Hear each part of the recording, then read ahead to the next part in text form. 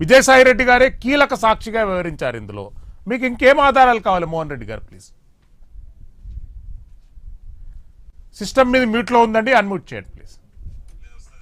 ఉన్నప్పుడు బయటికి పోయినప్పుడు పార్టీ మేము ఇప్పటికీ వైఎస్ఆర్సీపీ సీనియర్ నాయకులు, ప్రధాన కార్యదర్శి, మాజీ రాజ్యసభ సభ్యులు విజయసాయి రెడ్డినే పిలుస్తాం. మరి ఆయన పార్టీలోకి బయటకు వెళ్ళి మాకు తెలియదు. మీరు పిలుచుకుంటారు, టీడీపీలు పిలిచారు, బీజేపీలు పిలుచుకోవచ్చు. ఎందుకంటే మా మీద ఉద్దేశపూర్వకంగా ఏదో ఒకటి అభియోగాలు మోపాలి కాబట్టి వాళ్ళు మా పార్టీలో ఉన్నట్టు కూడా పిలుచుకోవచ్చు. మీరు పిలుచుకునేంత మాత్రం మా పార్టీలో అయితే లేడు కదా. మా పార్టీలో లేని వ్యక్తిని తీసుకొచ్చి మా పార్టీలో ఉన్నప్పుడు చెప్పించింటే బాగుండేది. బయటకు పోయిన తర్వాత మోహన్ రెడ్డి గారు ఆఫ్ ది రికార్డ్ మాట్లాడదాము. వైఎస్ జగన్మోహన్ రెడ్డిని, విజయసాయి రెడ్డిని విడదీసి ఒక్క క్షణం మనం చూడగలమా? చెప్పండి.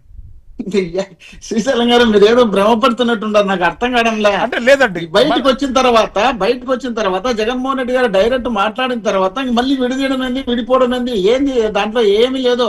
ఆయన బెదిరించినారు, ఆయన బెదిరించి ఆయన కేసులు పెడతామంటే ఆయన బయటకు పోయినాడు. బయటకు పోయిన తర్వాత సైలెంట్ గా విజయసాయి రెడ్డినా భయపడతాడు? కేసులకు భయపడేది విజయసాయి రెడ్డేనా?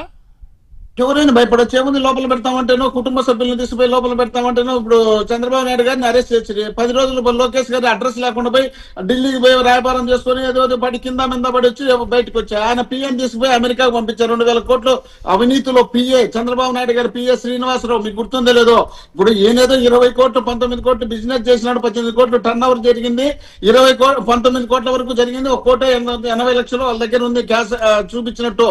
అలాంటిది పట్టుకొని మనం పెద్దగా తప్పులు పడుతున్నాం. 2,000 కోట్లు శ్రీనివాసరావు దొరికితే 2,000 కోట్లు ఆయన మీద అభియోగం వచ్చి ఆయన తీసుకుపోయి అమెరికాకు పంపించినాడు చంద్రబాబు నాయుడు గారు. మళ్ళీ ఆయన ముఖ్యమంత్రి అయిన దాకా ఆంధ్రాకి తీసుకురాలి. ఎట్లా సార్ మనం ఇష్టం వచ్చినట్లు మాట్లాడితే? స్కిల్ డెవలప్మెంట్ కేసులో చంద్రబాబు నాయుడు గారికి ఈడీ రిపోర్ట్ చేసింది, మేము కాదు. ఈడీ రిపోర్ట్ చేసి సిఐడిలో అరెస్ట్ చేసినారు. అరెస్ట్ చేస్తే 53 రోజులు బెయిల్ రాలే. బెయిల్ రానట్టు చంద్రబాబు నాయుడు గారు వచ్చి ఏమో ఆయనకేం పెద్ద సత్యరిచ్చిందంటని, ఆయన అంత నీతివంతులు లేడని 25,000 కోట్ల రూపాయలు మద్యం కేసులో స్టే తెచ్చుకున్నాడు ఆయన. మీకు తెలిసినో లేదో, స్టే తెచ్చుకొని నడుచున్నాడు. కాబట్టి ఇవన్నీ అభియోగాలు మిందికి వస్తాయి. కాబట్టి ఇవన్నీ మిందికి రాకుండా ఉండాలంటే ముందే మనం బట్ట కాల్చి మొఖాన్ని వచ్చే వాళ్ళే తుడుచుకుంటా ఉంటారనే ఉద్దేశంలో భాగంగా చంద్రబాబు నాయుడు గారికి ఇలాంటి ఎక్స్పీరియన్స్ బాగా ఉంది. కాబట్టి జగన్మోహన్ రెడ్డి గారు రాజకీయాలకి రాకమునిపే 1,00,000 కోట్ల అవినీతి అని చెప్పినటువంటి ఈ పెద్ద మనుషులు, ఇదే రవికిరణ్ గారు రాజ్యసభ మెంబర్ గా ఉన్నటువంటి సుష్మా స్వరాజ్ గారు పార్లమెంట్ లో చెప్పినారు జగన్మోహన్ రెడ్డి గారు అన్యాయంగా అక్రమంగా అరెస్ట్ చేసినారని చెప్పినారు.